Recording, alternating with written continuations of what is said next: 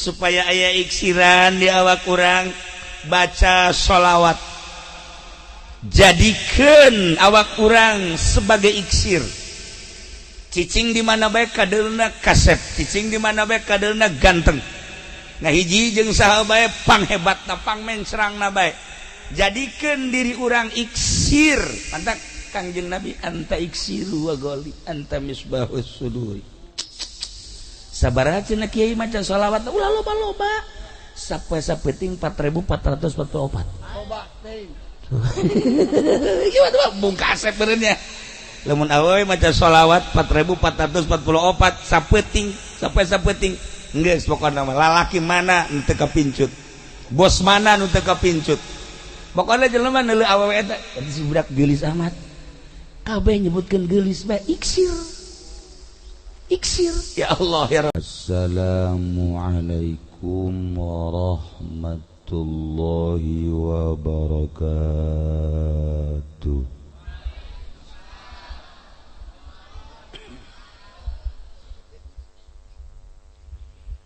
Alhamdulillah wassalatu wassalamu ala rasulillah Muhammad ibn Abdullah wa ala alihi wa sahbihi wa mawala amma ba'd faqala Allah ta'ala fil Qur'anil Karim wa huwa asdaqul qailin a'udzu billahi minasy syaithanir rajim wa dzakir fa inna dzikra tanfa'ul mu'minin al-ayat wa qala an-nabiy sallallahu alaihi wasallam innama bu'ithu liutammima makarimal akhlaq al-hadis langkung tipayun orang sami-sami nyanggakeun puja sinareng puji ka Gusti Allah anu Maha Suci parantos masihan tina rupa-rupa nikmat ka urang sadayana terutama nikmat anu kacida pisan ageungna nyaeta nikmat iman sinareng Islam sholawat sinareng salam mugia dilimpahkeun ka junjunan alam Kangjeng Nabi urang Kangjeng Nabi Muhammad sallallahu alaihi wasallam katut ka para kaluargina oge ka para sahabat-sahabatna rauf para tabi'in asbat tabi'in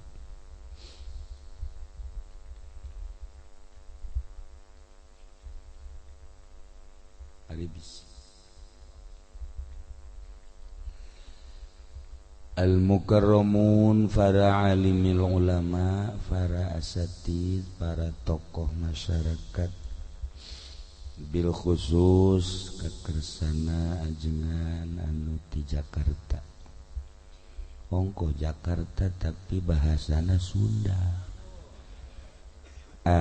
cakula ieu pasti Jakarta tempelan tempel sebab bahasa Sundana akrab itu sedak goreng ti Subang waktu mengkonon ya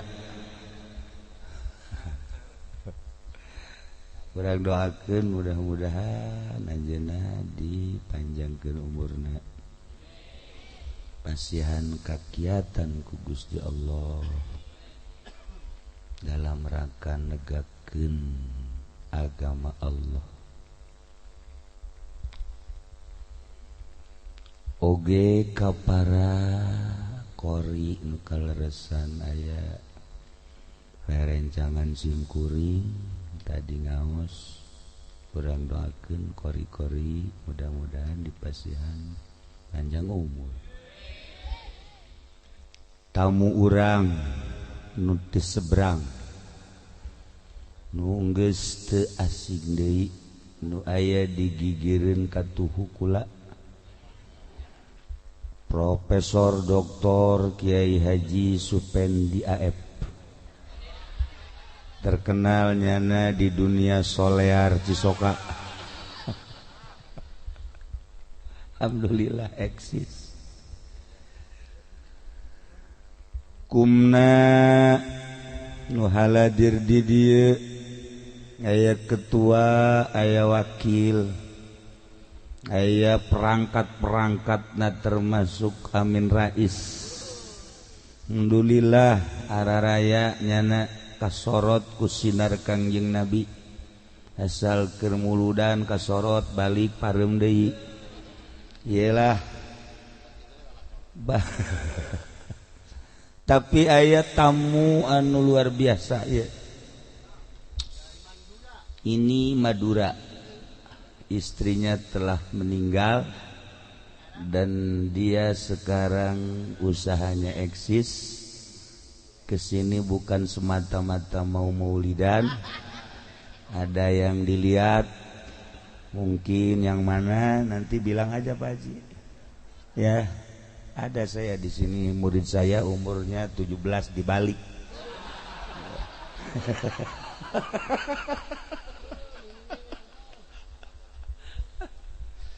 Ngarasa ngora bae meureun nyananya.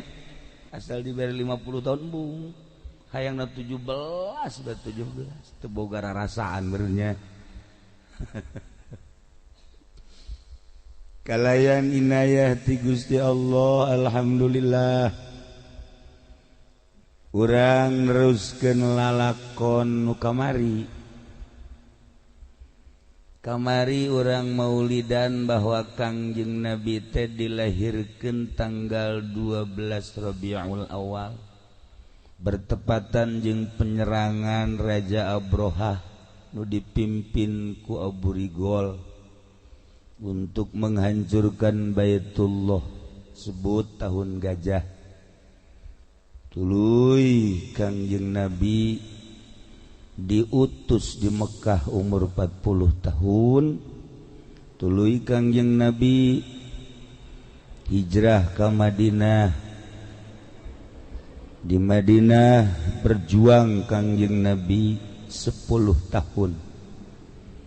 Di Mekah sabada diutus 13 tahun. 40 jeung 13 sabarang Haji? Cepet ada hujan. 53 jeung 10. Bener teh sih si budak ieu. Aing mah asal tepat dipercaya hitungan. Jangan mah ngitungna sok salah. Kamari ditanya bapana Kangjeng Nabi Yusuf, Ibrahim. Wah, teu beres ya mah. Barang kedua kali Ayub. Wah, mah kudu dibawa ke grogol. Masya Allah, Masya Allah.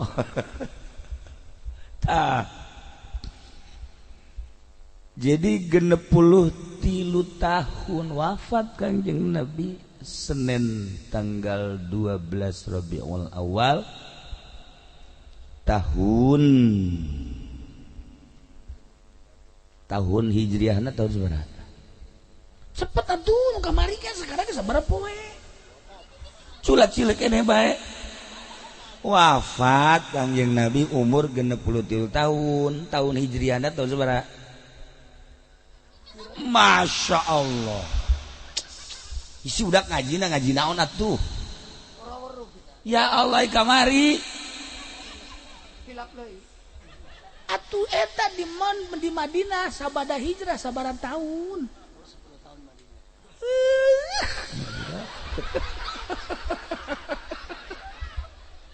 Aduh parah jasa parah. Atuh hijrah di Madinah berarti nyana kakarak ngamimikeun tahun. geus tahun 10 akhir berarti 11 tah seperti eta. Nah lamun tahun hijriah na tahun 11 wafat Kangjeng Nabi, Masehi na tahun seberapa? Bener ente? Rada bener ada setik. Kelempengnya na ieu. Masya Allah karim. Tah eta lu perlu diingat kurang sejarah anu luar biasa. Pada tahun 580 Hijriah Islam mulai pudar deui lantaran Bizantium mulai hudang di tahun 400. Persekongkolan Amerika jeung multi nangis mulai walaupun can dibentuk Israiliyah Yahudi geus menguasai Aqsa, direbut Masjidil Aqsa nu dibangun diperbaharui ku Sidina Umar dijadikan gereja. Masya Allah. Maka saat eta seorang sultan anu gagah menjadi Imamul Haramain, ngaranna saha? Emang mun boga murid 100 kos kieu kabeh maninggeussan aing. Boga murid 100 kos kieu kabeh maninggeus lah, bubarlah pondok bubar. Beletnya sebelet. Meureun usia oge meureun nya. Meureun usia ieu makin kolot makin kadina geus pukul di jerona mah alah. Geus diusiran bae ku pamajikanna ge. Jabatur mah batur muki kolot teh biasa anu di jerona mah masih eksis. Tapi ieu mah tawadu. Geus lanapa. Manfaat. Pamajikanna geus bosen deui. Jajamu berbagai jajamu. Geus temempan. Obat berbagai obat temempan. Mangade beaks.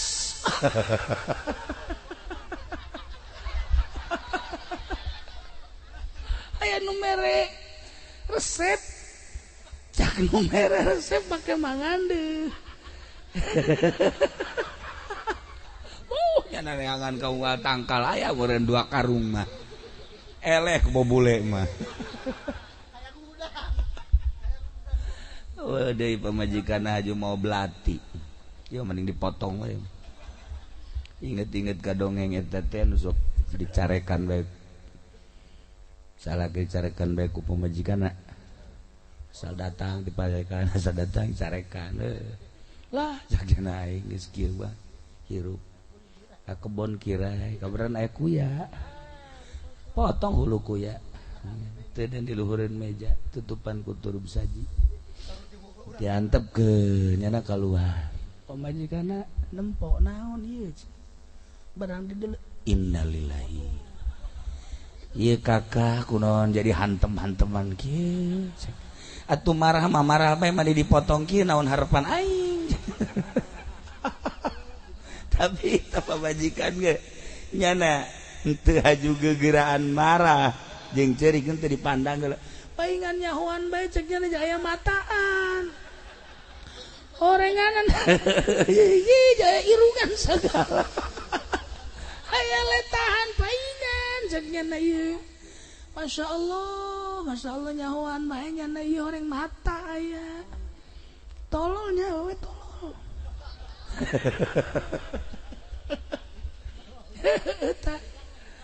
Aduh, barang datang salakina teh diasupkeun deui ka dinya. Langsung nya ngagedepret ka. Kudaon? Atuh kula sanajan marah bae eta mah watek ka. Ulah haju hantem-hanteman. Lah, salakina teh bonganna. Boga duit marahan bae ceuk. Can ge nyandung geus bebeakan marah. Geus ka ulah sok kikituanan ka. Eta aduh, kahayang kula mah kula marah ge hook ka eta. Ente eta kunaon dipotong. Lah, bonganna. Anjur kan teu ieu cek salakina. tunggul naik kene aya nanyakeun tunggul teu beres ayo cenah turun ka kamar hayu sugan aya tunggulna ayo langsung ka kamar biasa nyana happy ceknya nak aja tunggulna ge panjang kene katipu nyana bareng hudang teh temah lain-lain wae huluku ya paingan atuh marah deui nyana masih deui salah turun ulah bebeja nya ulah bebeja huluku ya lalakina modal haji pendi meureun nya mukakeun rahasia bae teu boga akal guys balikan deui nah ieu tahun 580 seorang sultan ngaranna saha Haji Salahuddin Al-Ayyubi. Ingat ka Salahuddin Al-Ayyubi waktu orang ke Mesir kajepen di Mesir pohar asa panghebatna bae meureunnya pan urang Mesir sebenarnya garaga garelis nyelenyana asa bebeneran di solearna teh asa bebeneran ngan peda buntutan doang aduh Gusti Allah.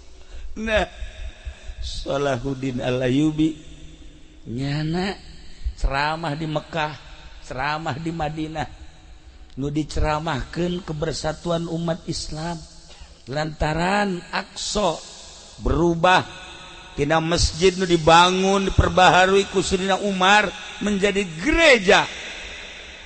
Urang rebut kembali. Eta umat Islam Madinah, umat Islam Mekah, tamu-tamu nu munggah haji setuju kabeh. Tetapi kan kesulitan kumaha ye carana ngumpulkeun jelema sadunya. Maka Sultan Salahuddin Al-Ayyubi nyana nyieun sayembara saha anu bisa ngalunkeun siiran-siiran jeung pujian-pujian ka Kangjeng Nabi bakal dijadikeun nomor 1 pemenang nomor 1 nomor 2 bakal diberi hadiah. Wah, Yaman nyieun, Turki nyieun, Mesirna sorangan nyieun, Irak, Iran, wah beh nyararieun. Naon kitu ngaranna? Siiran-siiran. Langsung ditilai tina sekian puluh nu menang adalah Ja'far Al-Barzanji. Eta teh anta syamsun anta badrun anta nurun fawqa nurin anta iksiru wa ghalli anta misbahu suduri ya Nabi salam alaika ya Rasul salam alaika ya Habib salam alaika salawat ya Nabi salam alaika ada sorana resep asal ngadenge galedeg salam alaika salawatullah alaika anta syamsun anjeun Muhammad lir teu beda jeung panon poe caang anu luar biasa bahkan ngaleuwihan ti panon poe mah ngan sakadarnya angan alam jagat raya subuh riem-riem jol panon poe ya Allah beungit Haji Pendi anu okos disolear kadeuleu beungit Haji Rusdi ge kadeuleu nu sakitu kasepna maksudna okos cepot Haji Rosidi masyaallah Robi Sugara bey ngan eleh jangkung eleh mancung eleh gede sama ngaranna lain Haji Masuri Masya Allah lamun di deuleu kurang pohara jasa bobogohan beak mobil hiji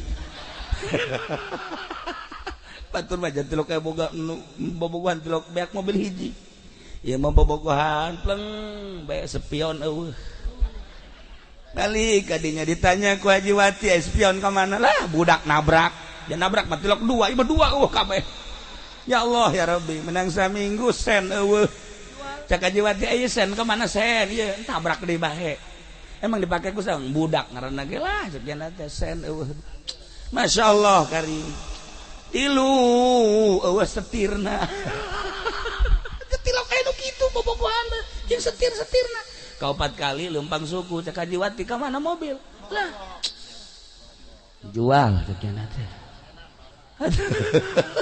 sejarah luar biasa eta masyaallah ada bajingan jasa teh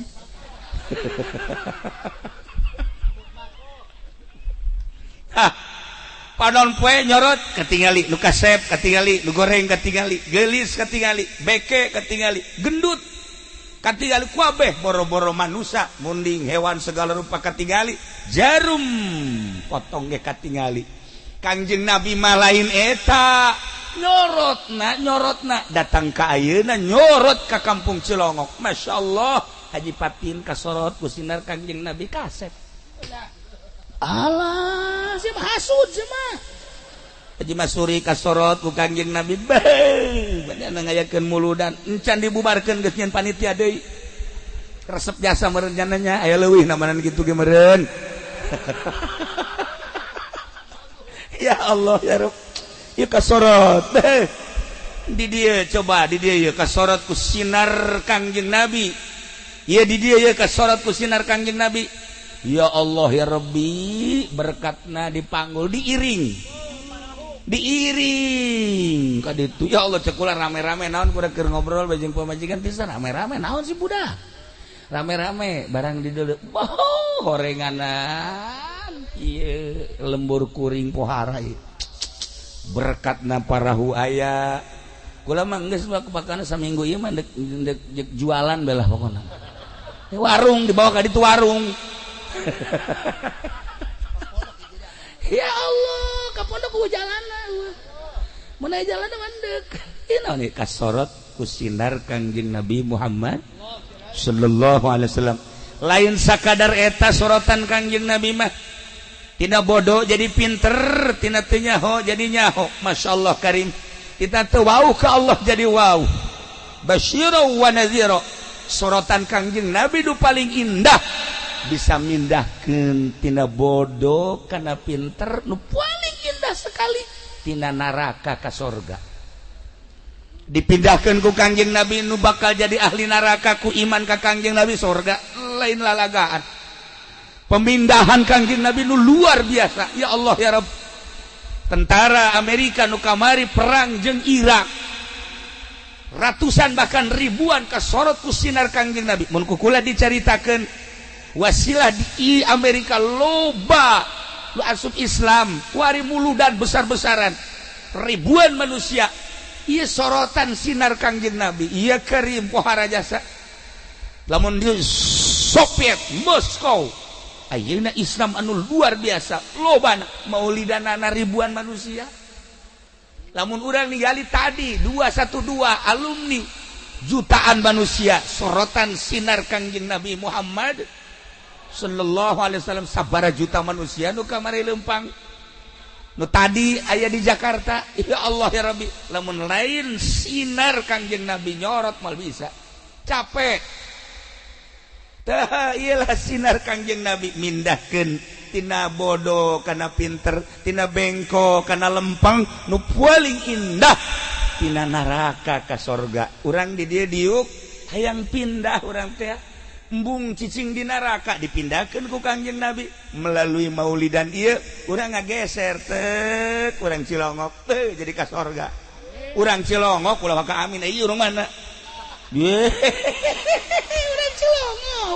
urang Cilongok pindah ka surga ulah ka ngaku ieu urang mana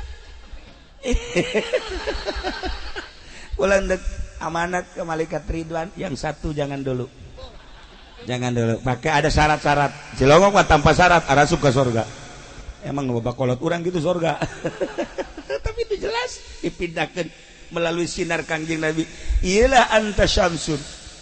Beh anta badrun, anta nurun fauqa nurin. Mun dijelaskeun ku urang eta pohara anta iksir wa goli. Aduh, 12:30 cuaca geus teu bagus. Kebari lanjutna iksir ya. Ya, carita iksir. Kebe orang malam mana ya? Senin. Terus Selasa ngaji malam Rebo. Malam Kamis di mana? Nah, kayak orang cerita iksir di Asem. Sebab dia geus teu mendukung hujan. Terus teu geus peuting kayak orang nyaritakeun iksir. Tegor kula beusi pohong kayaknya. Tanggung gua atuh geus 12:30. Waduh. Sok jasa meureunanan juri Cisoka datang merenya. Anta iksiru wa ghali. Masya Allah. Ayah hiji kayu ngaranna kayu iksir. Kayu iksir eta disarupakeun Kangjeng Nabi ka kayu iksir. Nu manta Kangjeng Nabi disarupakeun ka kayu iksir lain sambarangan kayu. Anta iksiru wa ghali. Kayu iksir. Masa Kangjeng Nabi disarupakeun ka kayu iksir lamun lain kayu iksir boga keistimewaan. Deh, Haji Pendi mah mamawa kayu teh paling ge kayu kaoka tiruan. Aya deui kayu teh nya nama menang di Pakulonan teh lain Pakulonan, naon garah di kulon teh ujung kulon. Paranti anti orai. Mantak alhamdulillah di pondok mah di pondok eueuh orai lantaran nyana boga antina. Sok ngagendam. Kadang-kadang nyana ngarupa orai. Pemajikan ge pemajikan kagetin. Isi orai di dieu. Barang dilenget-lenget ih jadi masalah laki. Mantap kulit dage kuari hampir kos orai kulitna. Iksir. Ya Allah ya Rabb. Keistimewaan kayu iksir. Lamun urang dagang nyekelan kayu iksir dagang naon we untung bae. Lamun urang nyekel kayu iksir, urang jadi pejabat, kajen teuing sakolana SD, hayang jadi presiden jadi iksir. Lamun urang beungeut jore, kos aja pendek lagi, beungeut perang. Nah, kuari hayang kawin. Beak geus tah geulis geus tah. Beak tah geulis geus tah. Kan lamun urang nyebut ge mah, itu geulis da we. Geulis biasa-biasa bae. Itu tuh, nah itu mah gelis rada luhur. Tuh itu tuh tiung koneng tuh, beuh itu mah gelis dah, luhur tah. Itu tuh nu tiung bereup, mau itu mah. Beak geus mah gelis. Tah, lamun aya awe gelis aju dia kawinkeun jeung Haji Pendi nu panggalana berontak kula. Maksudnya teu satuju. Masa beungeut jeung gelis. Nah, teu kudu dipelet lamun boga kayu iksir. Kadeulina Mang Haji teh kasep bae. Kadeulina ku sasaha bae ge kasep bae. Kulum. Lain kulum Mang Haji mah, ya Allah kulum bego. Payah jasa ye. Otakna ye SDM-na ya Allah. Mang Haji ye walaupun nyekel kayu iksir. Misalnya Mang Haji ayeuna ka Jakarta babarengan jeung artis deuleu Mang Haji teh kabita bae. Kadeulna kasep bae. Mang Haji misalnya babarengan jeung Ratmi B29 kadeulna kasep bae. Mang Haji. Hah? Emang nyaho ka Ratmi? Mang nyaho. Atuh sabeca sorangan pan nya mah. Kasep bae kadeulna. Mang Haji misalnya ka Uzbekistan kamari kan garilis jasa di Uzbek. Bih, eta orang Uzbekistan, masya Allah, tukang sapu, nah di Uzbekistan tukang sapu, jeung artis Indonesia masih gelisan tukang sapu. Di Uzbek, bener cak Patriana, budak. Aing geus ka Amerika, geus ka Jerman, geus ka Inggris, geus ka Prancis, ka Mesir cak alal cak ka Maroko. Ieu lain Uzbek, nya keur carita teh di Uzbekistan, ziarah ka Imam Bukhari. Waduh, barang ka Uzbekistan cek nya pohara teh jelema. Tukang sapu na bae. Tukang sapuna eta teh leuwih geulis dibatan artis Indonesia. Ih, karasep urang Uzbekistan paingan Imam Bukhari kasep jasa. Nah, carita iksir ya iksir tamang haji menyekelan ka iksir haji ka Uzbekistan awewe nu sakitu garilisna neuleuh mang haji teh kadeulina kasep begitu kuari teu boga iksir teu bawa iksir pan padahal mah kasep yang haji sakieu mah kasep tapi ku batur di pajar jore we heran ku lagi kurang ge padahal sakieu baca kasepnya tapi asal dibedakeun ieu kasep teh ih jariji ceuk tah aya jariji asa nah ieu kurang iksir supaya aya iksiran di awak urang baca sholawat jadikeun awak urang sebagai iksir cicing di mana bae kadeulna kasep cicing di mana bae kadeulna ganteng ngahiji jeung saha bae panghebatna pangmencrangna bae jadikeun diri urang iksir pantak Kangjeng Nabi anta iksiru wa goli anta misbahus suduri sabaraha cenah kiai maca sholawat ulah loba-loba sapoe-sapeting 4444 loba teh gimana bung kasep benernya lamun awewe maca sholawat 4444 sapeting geus pokona mah lalaki mana nu teu kapincut bos mana nu teu kapincut pokona jelema neuleuh awewe eta si budak geulis amat kabeh nyebutkeun geulis bae iksir ya Allah ya Rabb ieu urang lanjut engke lantaran situasina ya insyaallah malam Kamis jangan kula basi pohonya iksir urang tutup ku doa doakeun panitia mudah-mudahan dibere panjang umur dibere kekuatan dibere tabah nyana kitu kene panitia pembangunan masjid wakilna ge mudah-mudahan dibere kuat nyana rada muriangan bae kuari kadeulna jadi besar harapan besar kahayang tenaga eueuh ieu wakil nah eta nya kitu kene urang nu halal hadir di dieu mudah-mudahan jadi iksir kabeh mudah-mudahan dihampura dosa urang mudah-mudahan akhir hayat urang husnul khotimah ngadoa ka Gusti mudah-mudahan urang dipake kadeudeuh jeung kanyaah ku Kangjeng Nabi urang tah kitulah para jamaah kaum muslimin wal muslimat rahimakumullah dina kesempatan ieu khusus dasim kuring umumna urang sadayana dikersakeun ku Gusti Allah kempal di dieu di pondok pesantren Nurul Hikmah pondok pesantren hikmah teh we ngaranna Nurul Hikmah ya di pondok pesantren Nurul Hikmah dina raraga Walimatus Safar Patali putrana nunami Raden Imam Sumitro beserta Aang Kunevi rek berangkat melaksanakan ibadah haji. Jadi malam ieu anjeunna hayang didoakeun ku urang lantaran lamun ningali haritna di Timur Tengah serangan-serangan nu teu pararugu geus puguh di Irak, Suriah, Palestina, kuari geus menuju Yaman, bahkan diperkirakan musim haji asup ka Arafah, asup ka Mina, asup ka Baitullah. Untung mun teu kabekah moal manggih riweuh, tapi kuari kerbejeuna mengkikis pager betis supaya ulah terjadi di urang mun carita organisasi riweuh teu puguh arah nu jelas NU aya Muhammadiyah aya Ikhwanul Muslimin aya Persis aya Persib aya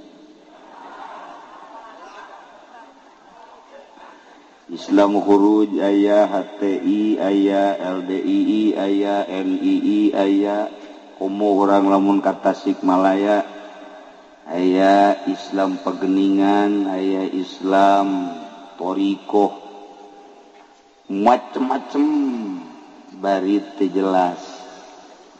Tambah deui ku FPI di Jakarta, wah loba. Aju urang Cisoka mah pan babarian asal dibere duit breg. Dek bener dek henteu milu we pokona mah. Pimpinan Kiai Haji Nurjaya. Tapi anu sangat mengerikan mah kuari kabar ka urang ISIS. ISIS eta Ikatan Santri Istri Satu.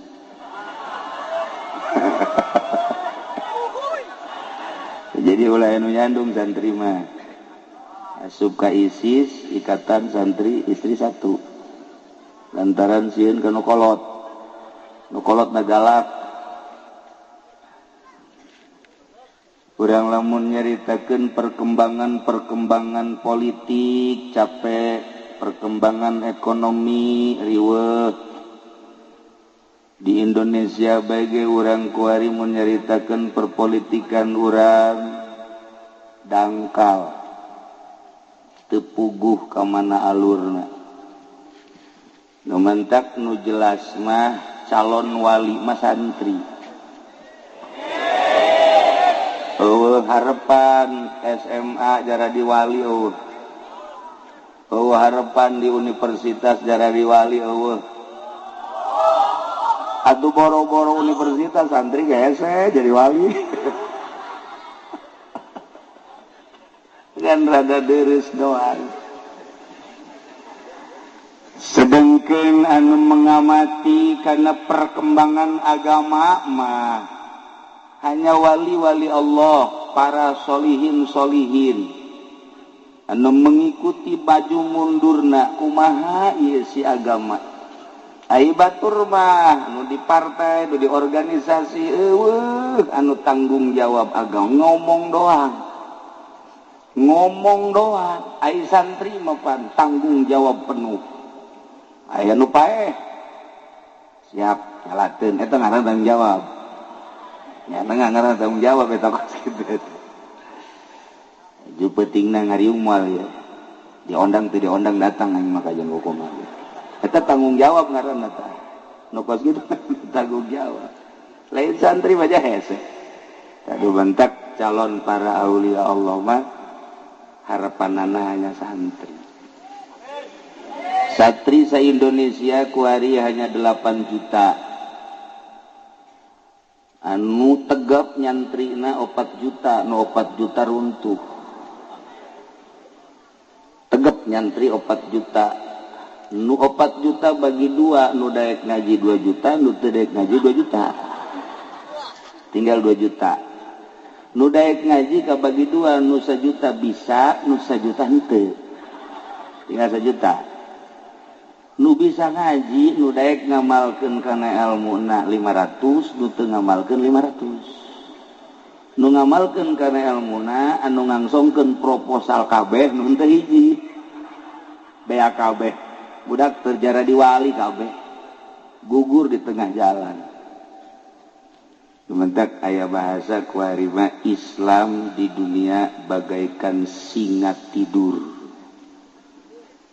Jadi keur molor di singa ieu. Ngan di gudang-gudangna teu aya gudang. Asal ada tangkap pae sama singa ieu. Jadi urang mun dongeng-dongeng nu kos kitu teh puyeng. Jeung moal eureun-eureun. Eueuh tanggung jawab dah di Indonesia makana agama. Ente ulah katipu ku partai, ulah katipu ku organisasi. Dek memperjuangkeun nu mana bae, henteu rek ngagungkeun agama. Eueuh hiji poin diasupkeun ka rancangan undang-undang anu memang di jerona dek ngalaksanakeun agama. Eueuh hiji-hiji adat teu meunang di Indonesia ngasupkeun di rancangan undang-undang tentang agama. boro-boro agama anu dianggap pokok jilbab bae hiji datang ka saiki wede ora tuntas-tuntas ge mengkono di Indonesia mah bloon kabeh wah sana mau ge nyanding ge tah anu batak ulah katipu urang geus beta nu geus bangeus kahareupeun siga hade raramean bae ulah diasupkeun ka hate ku santri mah sebab asal asup ka hate wassalam gesan da ulah ya tinggal sakieu deui di Indonesia tinggal 8 juta deui jan nu modern mah teu kasupkeun kana santri tah mah mandalungan tah mah nu kitu mah nu asli santri nu sateu tadi teh eta sakitu deui aduh jangan kapotong kuno bobogohan aduh kapotong ku HP bae ya Allah lamun urang nyaritakeun alam mimiti alam teh alam arwah kemudian ke alam dunia isuk pageto alam barzah ke alam mahsyar ke alam akhirat di alam arwah Kangjeng Nabi Ibrahim dipanggil ku Gusti Allah cek Gusti Allah Ibrahim gerokeun seluruh manusia seru ku anjeun supaya datang ke Mekah ngalaksanakeun ibadah haji. Matak di Al-Quran dijelaskan wa azim fin nasi bil haji ya'tuka rijala wa ala kulli dhamiri yatina min kulli fajjin amiq. Wallahu a'lamu bimuradih wa azim fin nasi wahai Ibrahim gerokeun ku maneh manusia supaya ngalaksanakeun ibadah haji ka dieu ye ka Mekah. Engke lamun kumaneh digerokeun jelema bakal ngajawab. Mun ngajawabna sakali bakal ka Mekahna sakali.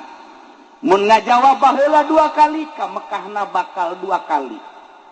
Lamun ngajawab 3, 4, 5 dan selanjutnya bakal ka Mekahna sesuai jawaban baheula. Mata Kangjeng Nabi Ibrahim naik di alam arwah ke Jabal Abi Kubais tinggal ngaran kuari jadi istana Raja Pahat kuari Abdullah Kangjeng Nabi Ibrahim opat jihad mimiti ke arah barat kemudian ke arah selatan timur utara bahasana akur cak Kangjeng Nabi Ibrahim ayuhan nas ayuhan nas ayuhan nas innallaha farada alaikumul hajja fahujjuhu sayana Allah geus mardukeun ka aranjeun kabeh munggah haji hayu geura marunggah haji eta manusia aya nu ngajawab aya nu henteu mun ngajawab sakali mun 2 kali mun 3 dan selanjutnya ngajawabna ku bahasa labbaik Allahumma labbaik mudah-mudahan ware di dieu baheula ngajawab sehingga babari berangkat ibadah haji kata nasiji terserah kumaha bae carana beres Kangjeng Nabi Ibrahim ngegero iblis CS naik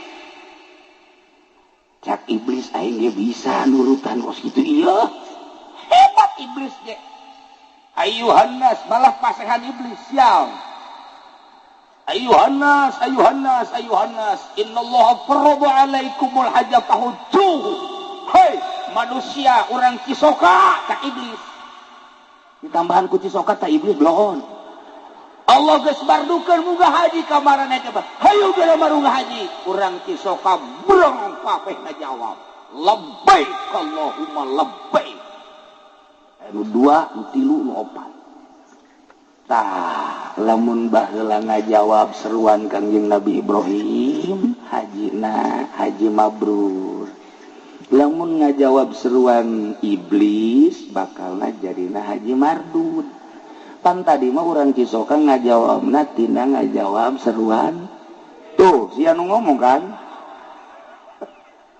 mardud ya Nauzubillah min. Nu mantak aya dua tipe engke jelema teh munggah haji teh.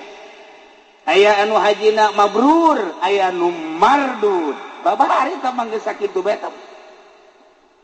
Haji mabrur ayakuna ayarji'a khairan mimma kana, sapulang ti Mekah leuwih bagus tibatan memeh ka Mekah. Lamun jelema munggah haji balik ti Mekahna leuwih bagus tibatan memeh ka Mekah, ga tunjuk rame-rame mabrur. Anu mabrur teh geus teu asing deui, al hajjul mabrur laisa lahu jazaun illa jannah, surga. Lamun balik ti Mekahna leuwih jore minimal angger bekos kitu, berarti hajina mardud. Memeh munggah haji tilok make kopiah, tas munggah haji ge teu make kopiah. Memeh munggah haji teh osok bobonceng si mbak, balik teh boh tambah jeung si embok. Silaka ieu mah ieu, saha ieu mardud ieu. Da kula beuk nanya bae ka urang Cisoka, di Cisoka di dieu kira-kira cak pandangan mata urang, loba anu mabrur tah loba anu mardud? Sakali deui nu mabrur apa mardud? Coba contohan saurang mana? Tunjuk saurang di dieu. Mardud. Nauzubillah min. Baliklah cedak kiai mah daripada mardud mual ke Mekah jibloo. Dan pugu karu geusieun mardud. Deuk mabrur deuk mardud urusan Allah. Nu penting mah naik kapal Garuda di jero kapal teh aya du geulis. Sakitu bae. Hese bae neangan nu geulis cara di Cisoka eueuh. Irung marancung di luhur kapal mah. Kulitna lelemu, sarareungit deui. Di Cisoka mah ngaranna ge deukeut ka Solear tu lain deui.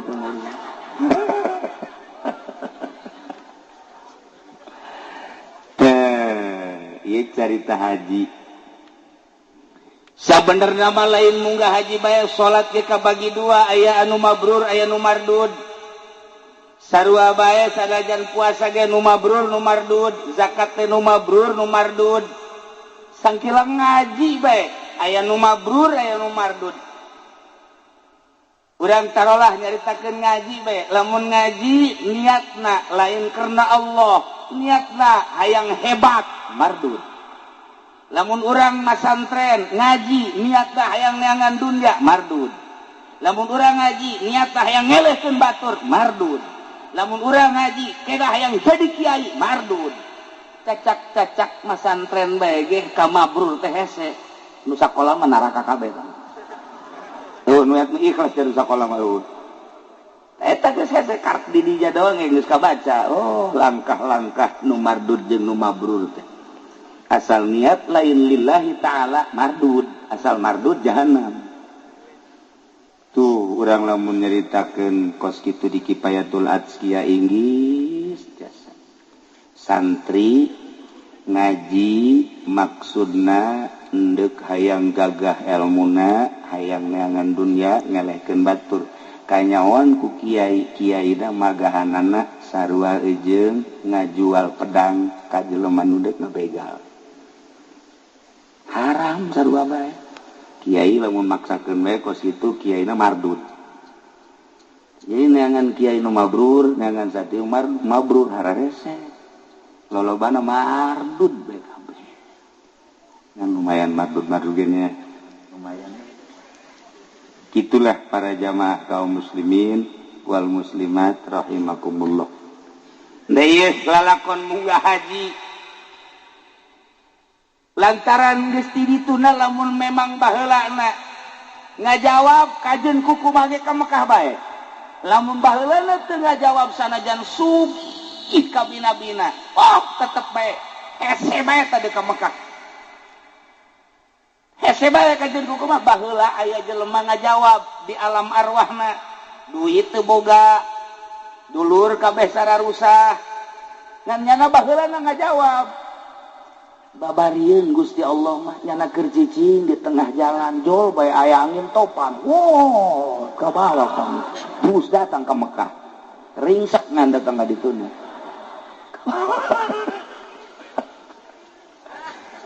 tapi lain lalagaan aya hiji santri urang Surabaya nyana ngamalkeun sholawat bae salat Ibrahim. Allahumma sholli ala sayyidina Muhammad wa ala ali sayyidina Muhammad kama shallaita ala sayyidina Ibrahim wa ala ali sayyidina Ibrahim wa barik ala sayyidina Muhammad wa ala ali sayyidina Muhammad kama barakta ala sayyidina Ibrahim wa ala ali sayyidina Ibrahim fil alamin innaka Hamidum Majid. Saminggu 4.440 di Surabaya nyana nganterkeun dulurna zaman di Halim Perdana Kusuma. Begitu dulurna asup nyana dia milu asup teu kadeulean ku penjaga, asup ka kapal nyana dia milu asup ka kapal teu kadeulean eta mah geus ngan di jerona teu kabagian kursi kan atuh merekan pan nyana itu boga pisah ajeun geus kana mah cicing tapi teu kadeulean datang aman biasa datang ka Jeddah dan lain sebagainya ke Mekah teu kadeuleun. Ieu berkat maca sholawat Ibrahimiyah. Terus ke Madinah, terus balik. Ngan pas dek balik di Jeddah timbang barang, kemudian paspor nyana kan teu boga. Tanya paspor teu boga kadeuleu, tanya mah kadeuleu barang balik mah kadeuleu. Meureun di dinya kurang wirid gajeun ku kumaha ge tah. Kadeuleu tanya tah, teu ditangkep ku askar. Tangkap langsung disijin jadinya langsung sidang. Begitu di sidang aya nu ngabantuan seperti kos gitulah kaayaanna nyana bahwa nyana ngawirid itu teu kadeulean kabeh heraneun askar ge polisi Arab polisi Mekah heraneun ku taajub-taajubna akhirna tetep dikembalikeun ka Indonesia. Masya Allah ta ieu wiridan hayang ka Mekah mah ka kiai mana bae ge eta jampena tah maca sholawat Ibrahimiyah 4.444 saminggu. Cenah itu moal diburu-buru ieu mah ye ba'da salat 7 ngan ba'da subuhna 40 hiji. Coba ge minimal ente kajun kuku mah ge ngimpi mah kudu ngimpi ka Mekah. Ya begitu ge untung. Masya Allah. Da ieu sholawat manjur luar biasa. Gitulah cerita di alam arwah nu jelas mah jelema macem-macem berangkat ke tanah suci terserah kabeh gerak Allah deuk kumaha ge di persidangan akhir di akhirat nyangakeun sadaya-daya nu penting kuari mah urang daftar berangkat baheula mah bisa direncanakeun hayang tahun ieu hayang tahun itu hayang tahun itu hayang 5 tahun sakali kuari mah hese di Tangerang geus 12 tahun kuari bahkan 13 tahun mun kuari daftar umur 60 tahun tambah 13 tahun berarti diperkirakan datang ke berangkat umur 70 pae 73 tahun. Nah iya mayoritas kan di orang antara 63 64 dan tabasa bodoh urusanana jelas kos kitulah di urang teh kos kitu. Nah iya berangkat ke tanah suci rek ningali Baitullah, rek muteran Baitullah, rek sa'i. Ari nu ngabangun Baitullah saha kiai? Nu ngabangun Baitullah pertama malaikat Jibril. Dilanjut ku Kangjeng Nabi Adam alaihi salam. Kebelah dieuna terus ngan anu aya dina Al-Qur'an adalah Kangjeng Nabi Ibrahim alaihi wa idh yarfa'u Ibrahimul qawa'ida minal baiti wa Ismail rabbana taqabbal minna innaka antas sami'ul. Kangjeng Nabi Ibrahim teh urang Sam nu kuari keur perang Suriah. Kangjeng Nabi Ibrahim diinstruksikeun supaya ka Mekah dibawalah Siti Hajar dalam keadaan gede beteung. Berangkat ke tanah suci datanglah kawadi, kajurang, lembah, Mekah ngaranna. Ini jatuh can aya ngebentuk Baitullah model kieu. Didinya dipanggieunkeun saung ku Kangjeng Nabi Ibrahim Siti Hajar.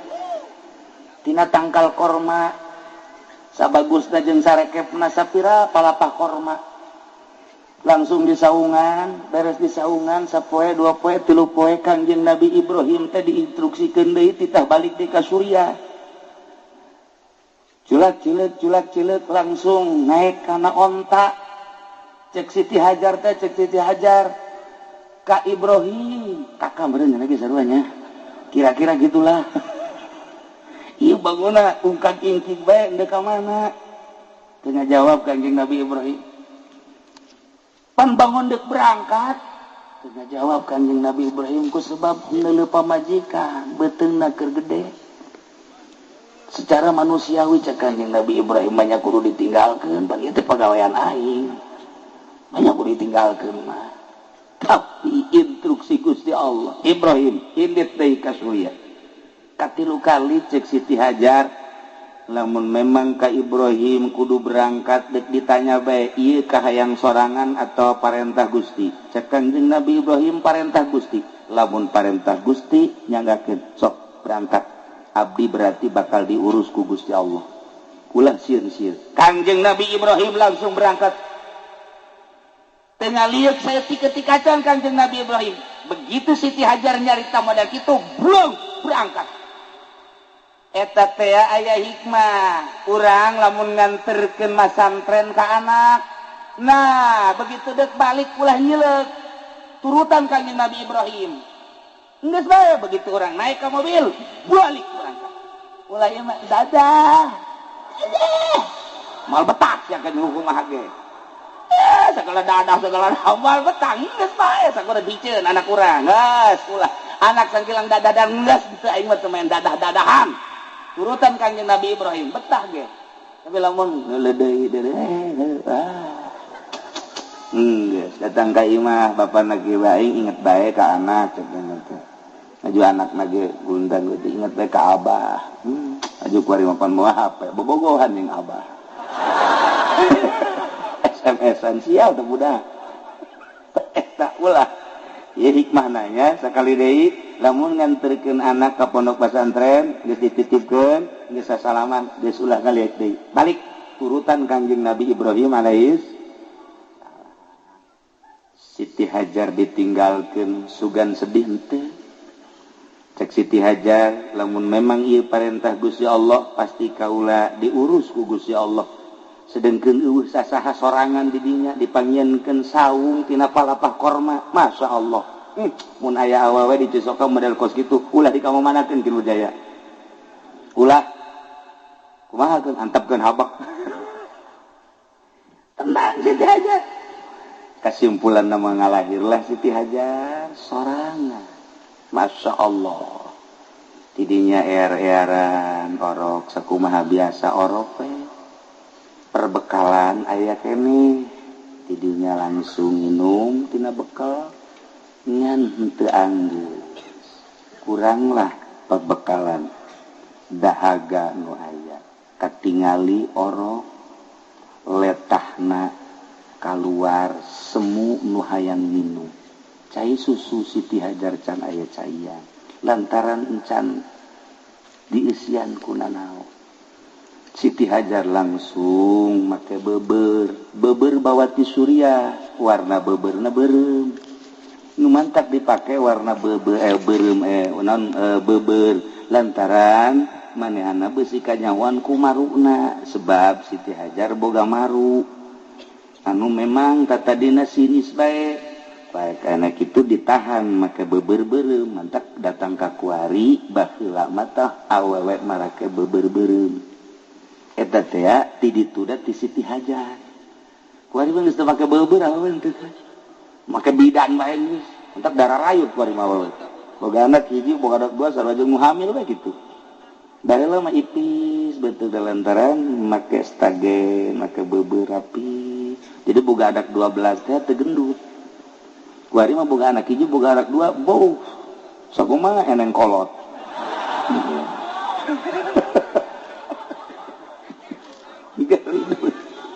bebe aju aya hikmahan lamun aya jelema sakolot baheula ieu mah mun aya jelema masuk kaguguran 2 bulan kaguguran 3 bulan kaguguran ulah hese-hese sakolot urang baheula teangan beber awewe sok talikeun ka dieu ditalikeun ka dieu asal nali bae ka dieu masya Allah hikmahna luar biasa gitulah para jamaah kaum muslimin wal muslimat rahimakumullah. Siti Hajar naik ka sofa, maksudna neangan jelema sugan aya jang menta tulung. Ditinggali ku Siti Hajar teu aya terus ka Marwah. Ningalian jelema beusi sugan aya jelema rek menta tulung teu aya, neangan deui terus ka Marwah deui. Tidinya luak lieu ka sofa deui, luak lieu teu aya. Geus 7 kali aya suara kita ningali ke arah Zamzam. Pas ningali ke arah Zamzam, malaikat Jibril keur nepakan taneuh atau diketikeun ku sampeanana ditambah ku jangjang tak mancer cai. Sabarkeun ku Siti Hajar kadinya. Waduh, mandi Siti Hajar nginum. Oh, luar biasa. Mawa jang anakna. Kemudian di pandian anakna kadinya di lantaran terus bae mancer. Cek Siti Hajar bari di kamanaon kitu ngaranna dikulah ke cek Siti Hajar Zamzam Zamzam Zamzam. Zamzam teh bahasa Suriah, hartina mun bahasa urang mah stop stop stop stop stop. Jadi eta Zamzam teh cai stop sebenarnya. Stop, eureun gip ucap urang mah eureun ulah terus bae. Jadi we ngaran Zamzam. Jadi mun ngaran kurang mah cai eureun sebenarnya eta mah. Eta stop Zamzam. Duh, gede kitulah cerita Zamzam. Masyaallah. Kitu cerita Siti Hajar teh 7 balik di sofa ka Marwah, ti Marwah ka sofa, ti sofa ka Marwah, ti Marwah ka sofa. Jadilah kuari syariat. Mimiti urang toab, sanggeusna toab kemudian sa'i 7 balik didinya cukur, beres geus sakitu haji. Eta umroh tinggal aya wukufna bae ka Padang Arafah. Babari doa Kangjeng Nabi Ibrahim istimewa. Kangjeng Nabi Ibrahim teh ngadoa ka Gusti Allah di samping Rabbana taqabbal minna innaka antas samiul alim wa tub alaina innaka antat tawwabur rahim. Nah, kuari ge urang lamun deuk nyeun pondok pesantren eta bae doana ulah hese-hese. Asal disiapkeun bae pokona mah batuna 10 truk. Batu kalina 5 truk, semen bae ujianana 1000 mah. Geus doana eta manjur teh mah. Tapi lamun can aya semen can aya keusik can aya ulah wani-wani ngadoa eta tah. Mal manjur. Rabbana taqabbal minna innaka antas samiul alim wa tub alaina innaka antat tawwabur. Kukula dik dibere sakaligus beusi deuk ngabangun pondok, ngabangun majelis, ngabangun masjid. Doana mah tetep eta. Tabaruk ka Kangjeng Nabi Ibrahim. Wa idh yarfa'u Ibrahimul qa'ida minal bait wa Ismail rabbana taqabbal minna innaka antas samiul alim wa tub alaina innaka antat tawwabur rahim. Para santri, para ustad beusi deuk ngabangun kukula diijazahan eta lah ketika letakan batu pertama kabelah dituna maca wadduha wal laili idza sajama wadda'aka rabbuka wa ma dan sampai selesai. Sabaraha kiai macana asal isuk-isuk kurang ngider di lokasi maca wadduha. Sabaraha bae kamar deuk 3, deuk 5, deuk 10. Asal urang isuk-isuk ngideran eta. Komuna anu sugi mah ajak ngider ka dieu ngider. Urang maca wadduha, abeh naon? Ieu abeh anggeus ieu sabarang teh maca wadduha barengan ku ente. Engke ge nyana ngomong, emang naon nu kurang? Kurang sagala-gala puguh. Wadduha ente ngabangun pondok, ngabangun majelis, mushola, masjid eta Masya Allah lain hiji lain dua aya kiai ngabangun teu anggeus bebejalah kasingkuring dijazahan eta. Begitu dijazahan eta dibaca bae ku jana wadduha mutar bae di dieu. Datang ke masyarakat teh kaget kiai kunaon muter bae abeh anggeus. Wadduha wal laili. Hayo baturan ku sia wadduha ya. Jadi urang dinya karunya ngeuh kiai cenah muter bae urang bantuan yuk. Eta sarua jeung pelet teh lamun urang khusu kan kurang manjur. Tah lamun khusu manjur, urang mah teu khusu ge hayang manjur. Babari sebenarnya mah begitu geus beres pelet batu kan segede kieu tah di Cisoka makan make batu bener teh. Make batu timpahkeun ka tonggongna. aya kan nyanan kurang dia pelet eta kalah aing bogoh ka sia gege jangan atuh sajarna mah jangan teh kudu pelet kula mah geus bogoh teh heula tah eta timpakeun ka huluna ngudag gege ka jeung bogoh mah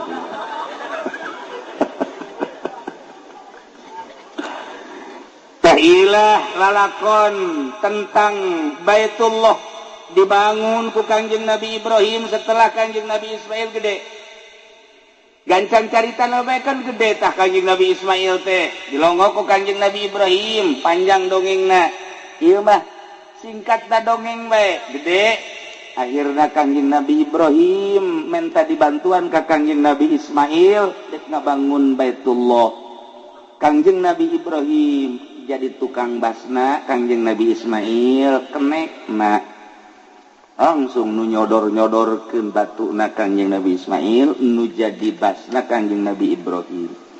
Begitu dibangun terus ngaluhuran teu kasodorkeun maka Kangjeng Nabi Ibrahim nyieun taraje jang naik bentukna batu dikadinyakeun batuna ditumpakan ditincak ku Kangjeng Nabi Ibrahim langsung batu ngapung sorangan eta kos dongengnya kos dongeng batu ditincak esteger ngaranna ketika beuki luhur batuna ngapung sorangan atuh teh batu bisa ngapung sorangan aya tanagaan ti mana saha nu ngaremot eta seberapa batu tapi batu naik sorangan beuki luhur beuki naik beuki luhur beuki atuh seberapa teu make batu ge bisa ieulah kaajaiban mukjizat Kangjeng Nabi Ibrahim alaihi salam.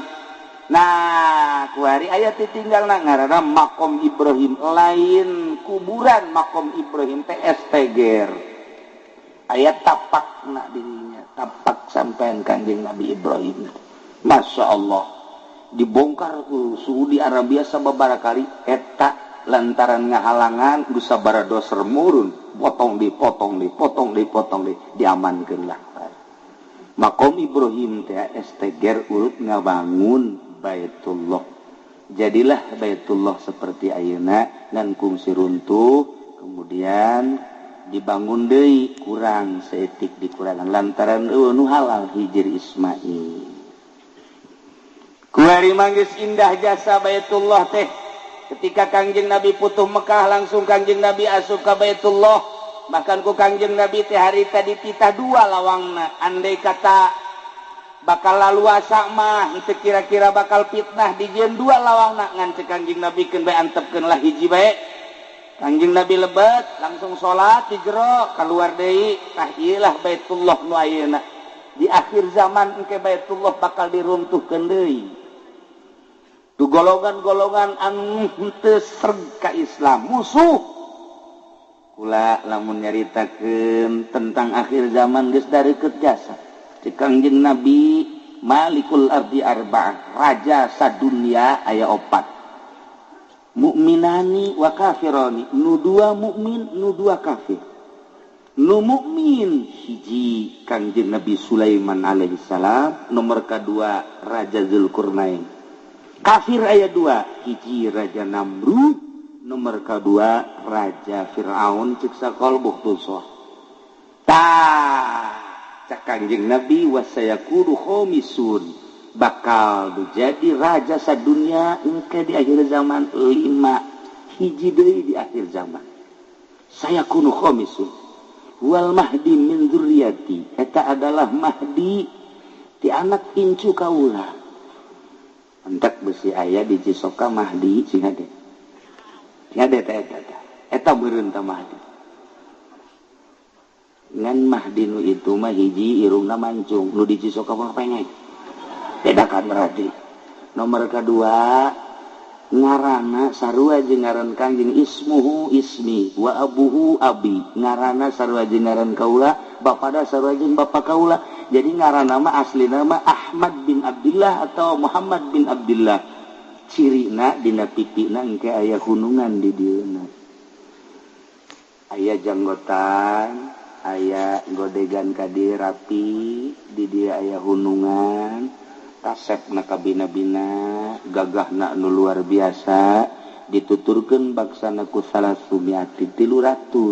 jelema nu bakal nuturkeunana asa-asa salaman jeung Mahdi ditembak ngebul. Asa-asa salaman jeung Mahdi jadi gagah. Asa-asa salaman coba sesalaman jeung Mahdi nu di dieu. Tah ieu Mahdi nu asli 300.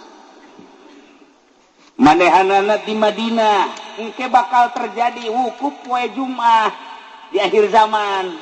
Akbar disebutna. Di mana wukuf poe Jumat, hati-hati.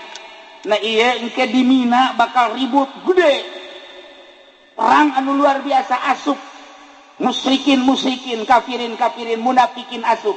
Ribut ke di Mina. Wah, getih pohara jasa. Ribuan jelema mararaot. Lumpatlah ke Mekah. Di Mekah keur ngabayak jelema lantaran ngadenge peperangan anu dahsyat jasa.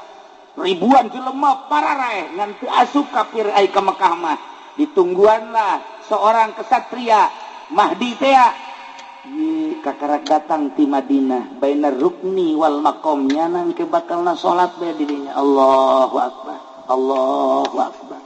Allahu akbar. Hese nanya Allahu akbar. Hese jang nanya lantaran salat deui. Ari Ki Nurjaya mah pan hese salat nanya deui. Sabalikna teh deui. Urang babari jeung nya mah ngobrol kebo segala eneng segala sapi. Waktu duha dia teh waktu jam duha terus bae mencit teh ngesel teh dan lain masalah sih ji. Dan sabalikna jeung Mahdi bae, Mahdi mah kesempatan jak ngobrol salat bae. Ai urang mah kesempatan salat ngobrol bae. Nah ieu Mahdi. Setelah manehanana istirahat langsung datang, langsung ditunjuk Mahdi teu daekeun ngaku. Tetap dibeat bahwa anjeunna Mahdi kulantaran disumpah karak ngaku ana Mahdi. Mulai datang nyana nyerang ke Suriah heula. Jadi berarti bibit nama di Syria nu kuardisan. Tidinya bakal ke Irak, tidinya terus ke Palestina, tidinya terus ke Iran, tidinya terus Timur Tengah heula, terus ke Amerika, terus ke Eropa, ke Australia, terakhir di Cisoka. Siade Cisokanya. Ciri-ciri heula kiai dek datang kos kitu kumaha? Ciri-cirina hiji geus loba anu mararabo. Nomor kedua geus loba anak zina. Nomor katilu paharaman-paharaman ribawi geus teu dianggap riba. Nomor kaopat jelema nu geus eueuh anu ikhlas dina ayana geus teu kandeulean. Didinyalah bakal turu Mahdi kacau bakal unggal negara. Di unggal negara teh bakal kacau di urang bibit kacau na geus aya. Lantaran organisasi jeung organisasi geus teu ngahiji, partai jeung partai lain deuk ngagungkeun bangsa jeung negara. Kabeh boga kepentingan. Urang lamun nyaritakeun kajerona Inggris sabenerna. Timbullah kuari aya ISIS ngaku Mahdi encan sebab teu ngaku Mahdi mah dibeat dipaksa kakarak ngaku. Tapi kuari pan urang sieun Inggris lantaran ieu teh lain lalagaan kapan seseorang anu tadina di Al-Qaeda anu hebat jasa ditembak ngebol dibawa ku Amerika, dididiklah ku Amerika. Setelah dididik menang ti Irak dikaluarkeun. Dianggap bakal manehana ngabantu ke Amerika. Nge surat Amerika teh ternyata istimewa jasa nu teu daek beat kanyana tembak sadis. Nah lain lalagaan ieu sadis teh talian tembak talian tembak nyana ditembak ngebul. Mun ditanya ieu meunang ti mana ilmu ngebul Cisoka. Make naon ieu pelor paingan pelor hese harita. Ieu diteureyan ku ISIS masalah ieu. Nah, kuari acak-acakan Amerika sorangan jadi tembak baik. Terus baik sahabat asal nurut ke tembak baik. Di seribuan nu korban ayeuna. Ternyata di Indonesia aya panggeulana nu beunang di Tasikmalaya. Kamari di Pandeglang. Jelemana bangun poho lupa darata. Keinget nanaon. Pokoknya asal nu teu nurut tembak baik. Ieu kan ngeri kuari. Tah ialah ISIS nuku hari terus nyerang terusan teureun kan perlu biaya aneh nyana teh kapan dek ngaruntuhkeun Islam tapi kafir ge dibunuh bae. Di lain sisi jana dek ngabongkar Baitullah lantaran dianggap jelema nu muteran Baitullah teh kafir. Henteu kudu ngamuteran Baitullah ka Allah macaknya teh. Yuk babarengan jeung Mahdi. Si Abu Bakar teh ngaku Mahdi teh. Nah eta teh nu ngabiayaan teh ieu adalah Liga Arab, terutama Arab sorangan dipaksa ku Amerika nu ngahancurkeun urang Arab, Islam, ISIS, nu ngabiayaana Liga Arab termasuk Arab. Puyang henteu coba. Iyalah, lain lalagaan mah puyang eta secara global nakos kitu. Urang lamun nyaritakeun Suriah ku ari geus teu kaharti, nyaritakeun Mesir geus teu kaharti. Lantaran geus eueuh ku urang anu diteangan, nu didengekeun. Informasi akurat na baheula mah aya Gus Dur. Asal urang deuk ngadengekeun keaslianna mah gampang. Tak Gus Dur ngomong eta pasti. Kuari deuk saha nu didengekeun ku ari. Deuk saha informasi nu akurat na sedengkeun geus steril. Nu mantak urang karya hese nyaritakeun keaslian teh hese. Kabeh ge bingungeun. Dan nu mantak geus bae urang mah ulah nyaritakeun ka situ maningan ngararaji bae. Bingung kuari. Geus anu wayah kawin-kawin. Anu encan wae ge maning kawin mah bisa keburu perang. Keburu perang, Masya Allah kari. Nah, engke anu bakal ngadukung Mahdi Abdal Syam. Perkumpulan Wali Abdal di Syam, perkumpulan Asoib di Irak, perkumpulan Mujabah di Mesir. Kan wali teh boga negara-negara perkumpulanana keseluruhanana di Lubnan, Libanon. Ketika perkumpulan di Libanon eta teh mun Abdal di Syria, lamun Asoib engke di Irak, lamun Mujabah engke di Mesir. Engke di saat anu geus ditentukeun kara karumpul. Eta kapan loba jason mantak temenang urang nyarekanan urang Syria ku Kangjeng Nabi sebab sadajan buang kawarah didinya loba aulia-aulia Allah. Itu kene Irak sangkiang ge brutal ulah dicarekan ke Kangjeng Nabi sebab didinya lah perkumpulan para aulia Allah anu bakal ngajungjung tinggi agama Allah teh urang-urang eta. Nah ieu keur carita di akhir zaman geus darareukeut jasa rasaan teh masyaallah mun guru urang kamari nyaritakeun Mahdi asa jauh keneh. Lamun guru urang belah ditu nyaritakeun Mahdi asas lila keneh, tapi kuari bae mun nyaritakeun Mahdi asa endek bae. Benderana bakalna akur bae. Bendera Mahdi bakalna aya 3 warnana warnana hideung. Merekna la ilaha illallah Muhammadur Rasulullah. Beureum hideung jeung putih. Memehna bakal aya bendera 7 bendera Kangjeng Nabi hideung sarua jeung bendera Mahdi. Bakal bendera lah hideung jeung putih la ilaha illallah Muhammadur Rasulullah. Benderana akur bae. Urang bae keliru ieu mana nu bener mana nu salah. Dibuat seperti eta lah. Nu mantak sahabat naros ka Kangjeng. Engke kumaha eta seperti kos kitu. Bendera-bendera teh urang tingali bae nu aya di Mekah eta Mahdi nu asli. Nu lain di Mekah eta mah lain Mahdi nu asli. Tapi benderana pan ka urang ge bendera kos kari itu ambalaya ieu. Malah di dia di Nurul Hikmah bener nah hideung lieu ngadeulana sehingga ada isi sebuah hiasan ya. Masya Allah kan. Itulah para jamaah kaum muslimin rahimakumullah. Jadi perjalanan haji teu bisa dihayang-hayang, teu bisa diembung-embung. Geus waktu nama atuh urang teh da emang baheula eta mah tu di alam arwah. Jawaban baheula ku ari mah tinggal ngalaksanakeun bae. Kokoseran urang sakumaha kokoseran hayang-hayanganana ai eueuh jawaban jeung teu ngajawab baheula teh hese bae. Henteu bae kajeun kumaha ge nu mantak cak ti soleh teh mah jang ka Mekah mah 2 surat. Nomor kahiji surat Waqiah, nomor kadua surat Tanah. Nu babari mah surat Tanah. Tereh ka Mekah-Mekahna kajeun kumaha.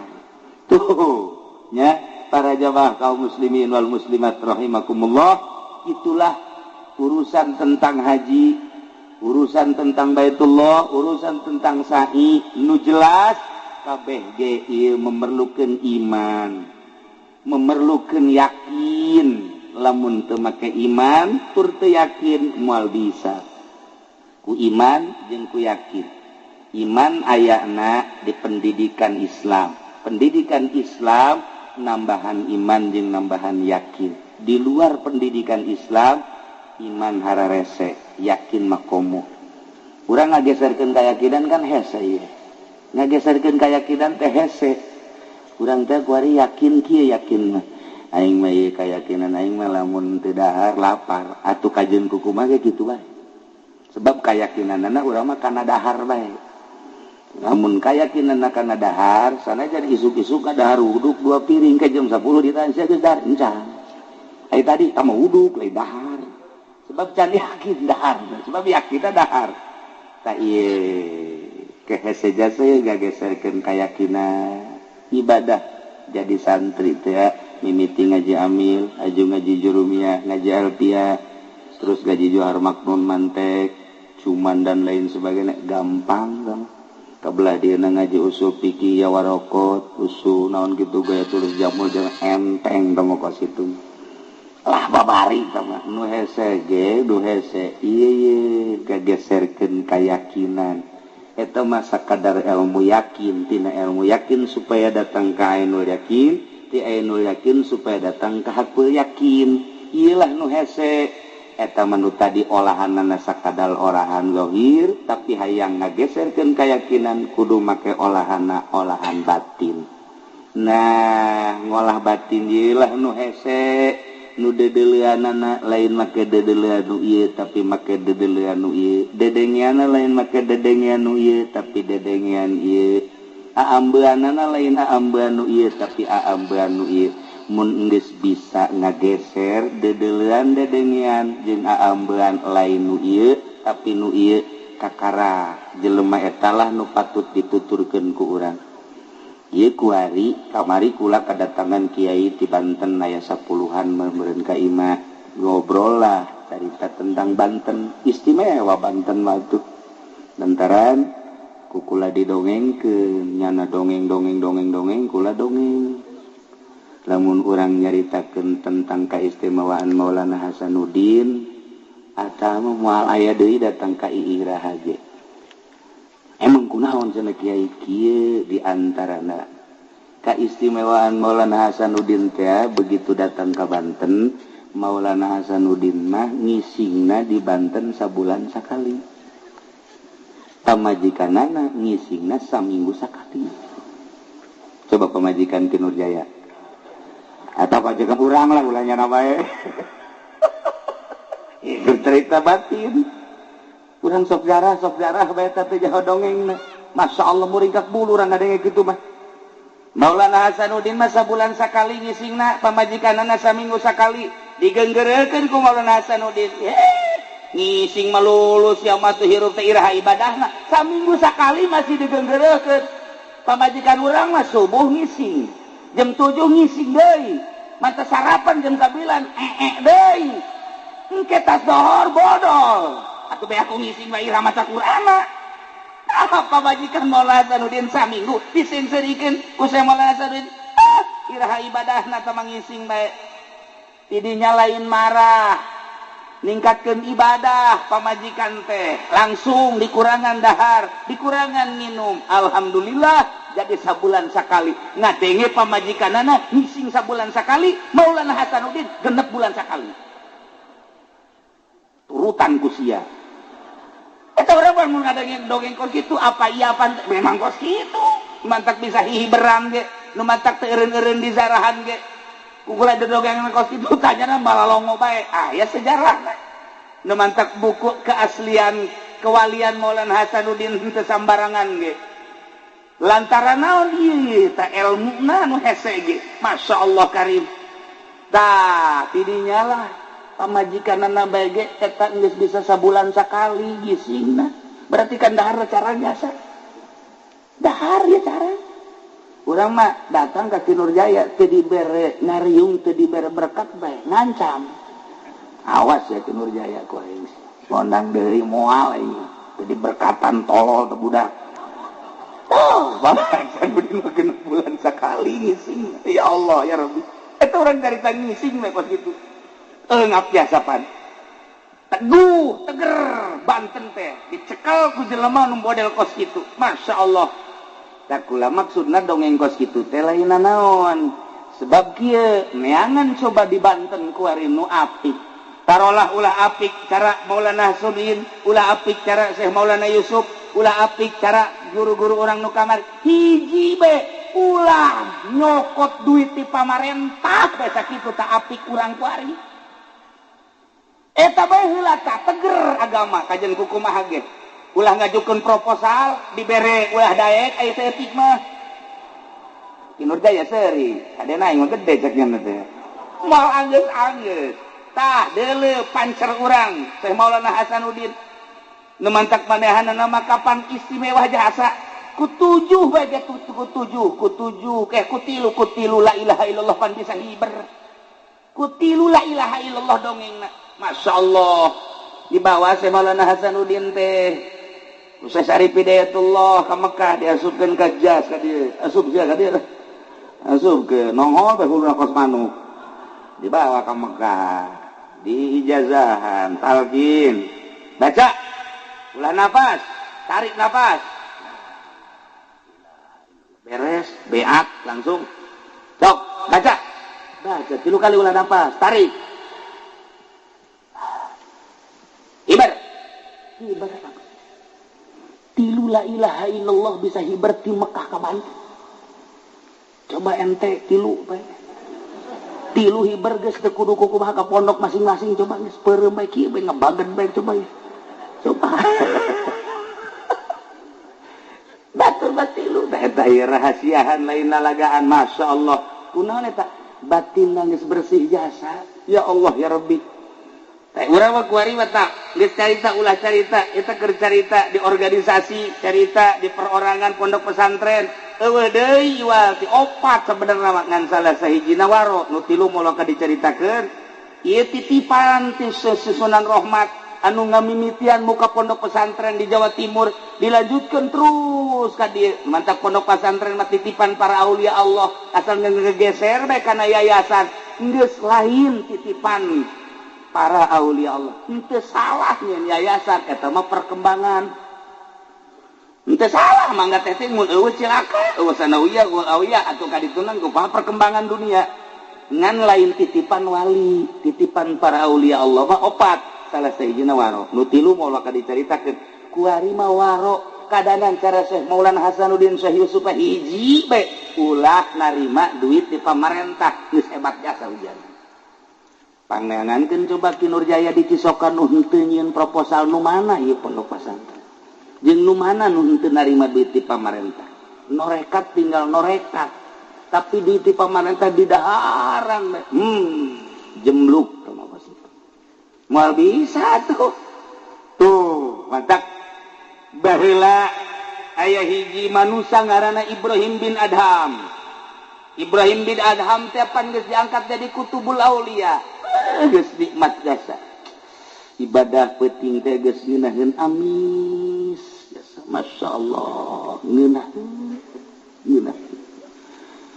pernah ngimpi dibawa ka surga pernah ngimpi manehanana babarengan jeung para mursalin para nabi geus dijelaskeun bahwa tempat anjeun ieu surgana geus senyum bae masyaallah nyana ngadoa ka Gusti abdi ieu pan geus jadi makhluk surga nu ku abdi dipenta abdi mah hayang nyaho tatangga abdi kuari saha engke di surga nu babarengan jeung abdi nu deukeut ka abdi dibere ilham Ibrahim bin Adham lamun maneh hayang nyaho babaturan maneh tuh aya di Mesir ngaranna eta tempatna di dinya teang nyana ti Baghdad langsung berangkat ke Mesir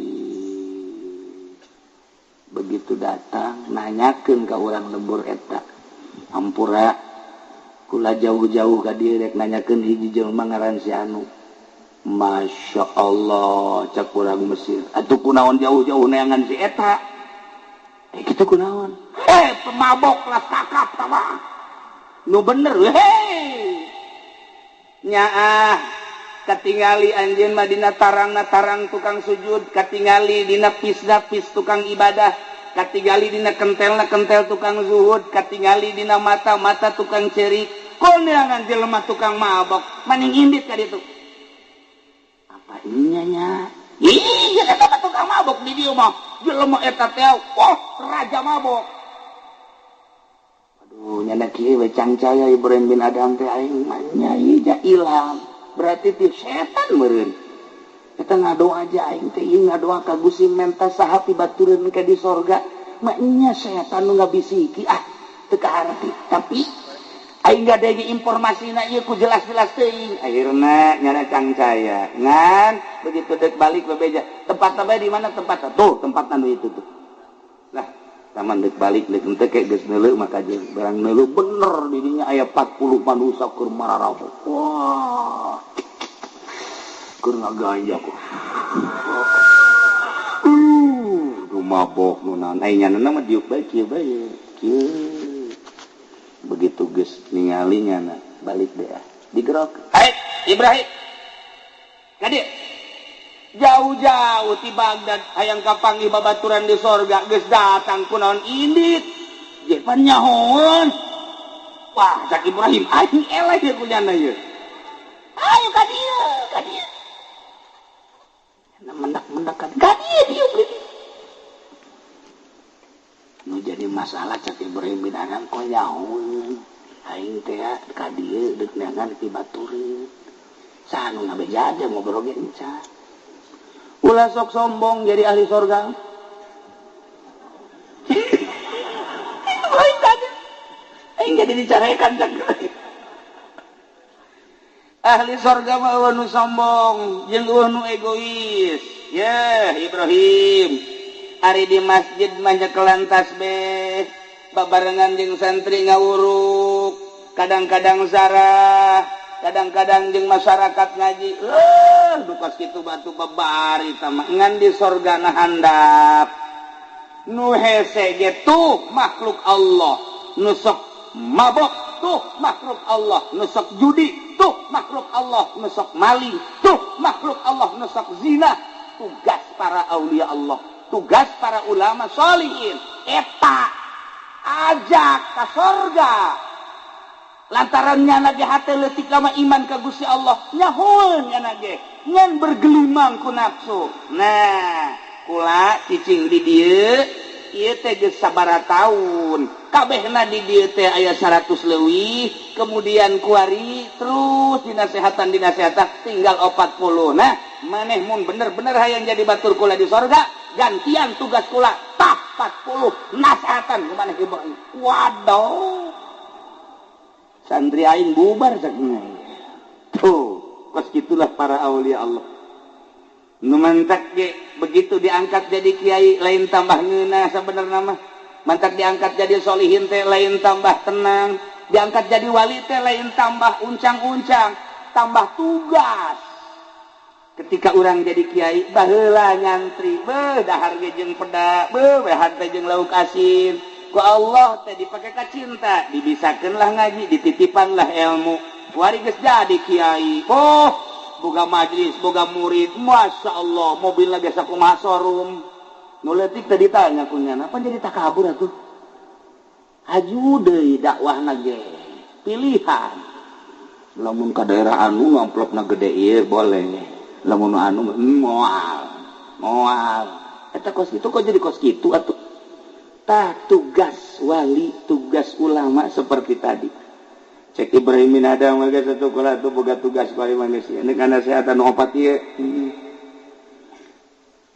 dinasehatan ku Ibrahim bin Adham pan nganasehatan pemabok mah lain cara santri mah dinasehatan ti ieu ka dieu lalaunan geuna lain nu mabok kudu kumaha carana kieu cek manehanana poe ieu nyana mabokna ieu 5 sloki na isuk mah kena 4 bae sia ulah 5 4 ke isukna 3 Ki Nurjaya mah bisa minum nyana ge dirinya deui atuh cilaka tah mah lain nganasehatan anclub ieu hese eta kitulah nu mantak ararane para aulia Allah mah dek naklukeun jelema tukang mabok kudu babarengan jeung nu mabok naklukeun jeung jelema anu tukang judi kudu babarengan jeung tukang judi naklukeun jelema anu sok judi ina main gaple catur dan eta kudu ancluk etalah hese tugas para aulia Allah teh samar nu mantak loba jelema nu leungit dileungitkeun ku Gusti Allah imma leungit hirup-hirup wa imma secara zahir maot padahal teu maot dipindahkeun. Matak lamun Maulana Syekh Maulana Yusuf kuburanna aya 3 di dunia. lamun saya maghribi kuburan aya 5 di dunia ulah aneh, lamun bak bolong kuburan aya 9 ulah aneh. Kos kari itulah kula ziarah ka Yordania di dinya aya makom Nabi Yusa alaihi salam. Zarah deui ka Baghdad aya deui makom Kangjeng Nabi Yusa alaihi salam. Masyaallah di ditu Yusa di dieu Yusa. Carua ulah aneh emang kos kari itu jelema gede deket kapan Yordan Baghdad kok di dieu aya di ditu aya. Kos gitulah jelema-jelema galalede mah masyaallah karim. Nah gitulah para jamaah kaum muslimin wal muslimat rahimakumullah, sakadar urang make mata nu ieu ceuli nu ieu irung nu ieu ribut nu aya teu meunang ngadenge kiai teu meunang ngadenge nu sugih teu meunang ngadenge nu gagah hasud aya. Tapi ketika make nu ieu tiis nu mentak Tuan Syekh Abdul Qadir mengenaheun bahasana ulah pesimis ngahareupan kaula mah lantaran mun boga papanggulan teu kabawa kula siap manggul, mun kira-kira henteu kabawa ku MT kula nu mangmawakeun, mun kira-kira henteu nyaho jalan ka akhirat kula bakal nuduhkeun, kira-kira henteu nyaho kana pimaknaeun secara hakiki kula bakal nuduhkeun. Ngan ulah deuleu zahir kula nu dideuleu adalah pelaksanaanna ieu urang babarengan.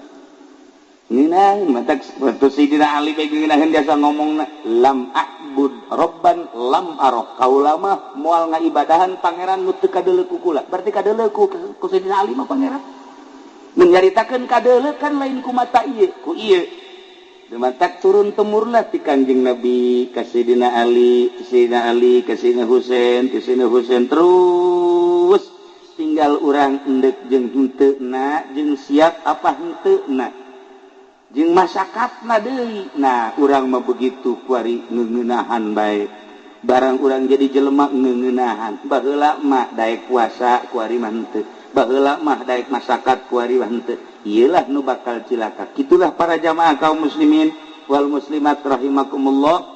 Jadi urang tingkatkeun iman, tingkatkeun amal, tingkatkeun Islam umaca la ilaha illallah jadidu imanakum bila ilaha illallah minimal ba'da sholat 3 kali maca la ilaha illallah sing gletuk anu maot di ditu Kiai Abbas minggu ka tukangna saminggu nikahkeun kula kemudian besan milu ngabesan Karangkas Bitung ka Kiai Endim peutingna maot berbarengan jeung eta di dieu Ki Hamzah maot berbarengan jeung eta isukna di Garut deui maot deui teu muriang deui loba jasa ieu nu maot teh masyaallah karintahkeun bae nu maot mah ngan urang mah mun maot mudah-mudahan aya dina ridho Allah Subhanahu wa taala aya dina keur ibadah ka Gusti Allah Subhanahu wa taala sakitu bae mentana.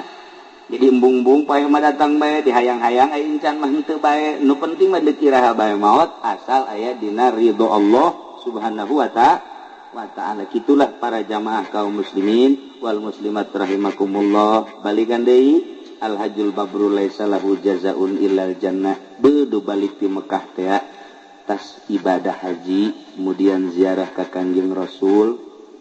Emang kumaha gitu panu ibadah haji mah begitu datang tak kajidah kadeuleu nama ku urang Arab malulu padahal mah malaikat di dinya nyambut disasalaman ku malaikat lumantak disebut naja duyufur rahman tamu-tamu pangeran tamu-tamu Allah tah eta disasalamanan ku malaikat jamaah haji mah timimiti turun ti kapal dipeluk ku malaikat bisa salamanan ku malaikat Masya Allah ieu teh tamu Allah teu kadeuleu kan ku urang ngan lamun maot urang ibadah haji urang geus daftar aju maot di dieu keneh komo geus berangkat mah aju maot tah eta teh ganjaranana unggal tahun menunaikan ibadah haji diberi ganjaran sampai kiamat mun jelema daftar kemudian teu berangkat eta unggal tahun boga ganjaran ka Mekah bae nyana komo geus berangkat teh haji maot unggal tahun ibadah hajina engke di akhirat teh ditimbang teh haji malulu bakalna ditimbang amal teh ieu ganjaran haji malulu lantaran maot jana di perjalanan atau manehna geus setor maot lamun dibandingkan ku orang maningan orang daftar haji maut apa maningan ka Mekah. Lamun ka Mekah kan sekali. Tapi lamun maut unggal tahun ka Mekah maning mana? Tetap orang lambung heran. Embung bae orang mah. Ya Karim, Masya Allah. Tah itu cerita ganjaran ke Mekah anu luar biasa. Oh mau datang ke Madinah, ulah disangka Kangjeng Nabi teu ningalikeun. Ulah boga keajaiban hiji. Waktu tahun 90 genep jeung almarhum Abah begitu zarah ka makom Kangjeng Nabi macet di ditu ka dieu, di dieu ka ditu dibebu salam teh pan kuari mah ka ditu kabeh. Keriba bisa di ditu, bab Jibril bisa, di dia bisa. Macet anu luar biasa. Kula di dia, Abah di dia. Ngahalangan Abah ka gencet di ditu ka dieu geus enak gencet luar biasa. Wah, asana ieu mah paeh di dia nih. Asana paeh cak kula ieu. Ini ningali Abah kula ge geus kikituan bae. Nu saejeuna sarua macet ngadu di ditu ka dieu, di dieu ka dieu. Eta langsung bae hadiah ka Kangjeng Nabi. Langsung nya Kangjeng Nabi nage aya. Hadiah beres. Kunaon aya jelema jangkungna gedena, jangkungna ti di jelema biasa kaluhur 1/2 meter. Ti jelema nu biasa kaluhur 1/2 meter. Di sisiran bukna kasep, irungna mancung teu make kopea. Terus make baju putih ka dieu, teu make jubah putih, teu make sorban. Seuri bae senyum bae. Blek pas dihareup. Blek leungeunna kieu. Segura mun tuturkeun. Renggang gede. Renggang we nyunahkeun jasa terus kahareup barang datang zarah ka makom Kangjeng, beres zarah terus jana kikian we hayu cek jana mah. Terus datang ka hareup temanggi sakali eta masyaallah. Ketika kuari ke kadeuleukeun bae. Beungeutna katingali rambutna katingali jubahna katingali asal ka Madinah we inget eta. Asal ka Madinah inget eta. Ongkos ka Cisoka bae asal ka dieu inget ka Kebo Haji Jaya. Asal tadi ingat bae. Gitulah para jamaah kaum muslimin wal muslimat rahimakumullah. Nah ieu keur cerita ibadah haji, pelaksanaan tina keyakinan urang, iman urang ka Gusti Allah Subhanahu wa taala. Nu teu ibadah haji, hayang sarua jeung ibadah haji. Sarua sakumaha nu ku Kangjeng Nabi dicaritakeun, urang salat Jumat, isu keneh salat Jumat sarua jeung ibadah haji. Al-Jum'atu hijul fuqara, salat Jumat munggah hajina nu palalaki. Gitulah para jamaah kaum muslimin wal muslimat rahimakumullah. Carita ibadah mah teu kudu munggah haji bae. Ja munggah haji ge ibadahna ka Allah. Di dieu urang ibadahna ka Allah. Allah mah deukeut jasa ka urang. Di mana bae urang taqarrub ka Allah jadi. Mantap ulah kaget. Lamun Habib model-model Habib Lutfi jangan mah sholat di mana bae ngalaudu beres tak sholat dirinya Allahu akbar urang teu sanggup sholat di tempat eta lamun dipikir ku urang atuh Allah nama atuh di mana bae aya ieu urang mah kudu rapi teu kudu malah Habib Usman mampan sholat di jalan Allahu akbar sholat duha teratrit polisi teu wani nya sholat duha bae 8 rakaat Allahu akbar macet terus ka ditu Allahu akbar mun Haji Jaya kuwi kos kitu atuh di penjara. Can ka badana. Habib Usman makan kos kitu. Allah Akbar. Ya Allah ya Rabbi. Gitulah jelema-jelema laluhur urang nyaritakeun Habib Usman komo nyaritakeun Syekh Maulana Hasanuddin. Nah ieu urang nyaritakeun ngisingna genep bulan sakali berarti teu dahar-dahar kan. Kok dibere kuat eta. Ulah aneh lamun eta nyaritakeun kakuatan kuari aya jelema kiai kira-kira aja setahun parahna ngagoler bae ketika kula kamari umroh nyana geus bebeja bae yang geura datang kucu yang geura datang geus umur cenah teu kapanggih deui begitu kula datang langsung ngalayan kunaon ieu nu dek dicaritakeun lainna naon satahun teu ngadahar sangu nginum saeutik kok kuat biasa kadang-kadang hudang kadang-kadang leumpang ya, setengah dahar sanggup sama sekali yang minum doang saya diberi kuat ku Gusti Allah jadi akhirnya diberi kuat pak babari dia tahu muriang sakitu muriang satahun setengah dahar sanggup minumnya saya tik tadi anaknya datang deh pukul ditanya kumaha ya alhamdulillah cara bukan itu aja dahar sanggup dan setengah dahar sanggup tapi kuat coba orangnya coba ulang dahar sanggup mulai itu esok Nan urang nyiapkeun kuburan baheula nanya urang. Ya, daya keur carita tentang ibadah haji, tentang pembuatan Baitullah, tentang sa'i, tentang jelema-jelema anu laluhur koreng kabeh ge ieu adalah ku kaapikanana. Apik mah hate. Geus urang napikeun diri ka Gusti Allah Subhanahu wa taala ulah cabrek teuing. Di akhir urang doakeun mudah-mudahan putra Kyai Haji Nurjaya, imamna, aangna jeung sarombonganana ieu mudah-mudahan diberi jag-jag ku Gusti Allah, diberi sehat ku Gusti Allah, diberi giat ngalaksanakeun ibadah hajina, bisa balik deui ka dieu kalawan salamet, teu aya halangan naon, itu keneh urang nu hadir di dieu, mudah-mudahan urang kabehan bisa ningkatkeun ibadah ka Gusti Allah Subhanahu wa taala. Sakitu bae urang ngadoa ka Gusti Allah. Allahumma salli wa sallim ala sayyidina Muhammadin fil awalin wal akhirin wa barik wa sallim wa radiyallahu ta'ala an sadatina ashabi sayyidina Rasulillahi ajma'in. Amin ya Allah ya rabbal alamin. Allahumma hdina siratal mustaqim. Allahumma hdina siratal mustaqim. Allahumma hdina siratal mustaqim. Siratal ladzina an'amta 'alaihim minan nabiyyin was-siddiqin wasyuhada'i was-shalihin wa hasuna ulaika rafiqa. Dzalikal fadlu minallahi wa kafa billahi 'alima. Allahumma ij'alhu hajjan mabruran wa sa'yan mashkura wa dhanban maghfura wa tijaratan lan tabura ya 'alima ma fis sudur. Akhrijna ya Allah minadh dhulumati ilan nur. Akhrijna ya Allah minadh dhulumati ilan nur. Akhrijna ya Allah minadh dhulumati ilan nur. Allahumma arzuqna ya Allah ilman nafi'a wa amalan mutaqabbala wa rizqan halalan tayyiban wa qawlan hasana wa imanan kamilan bi rahmatika ya arhamar rahimin. Rabbana taqabbal minna innaka antas samiul alim wa tub alaina innaka antat tawwabur rahim. Wa shalli wa sallim ala jami'il anbiya'i wal mursalin walhamdulillahi rabbil alamin. Wallahul muwaffiq ila aqwamit thariq. Wassalamu alaikum warahmatullahi wabarakatuh.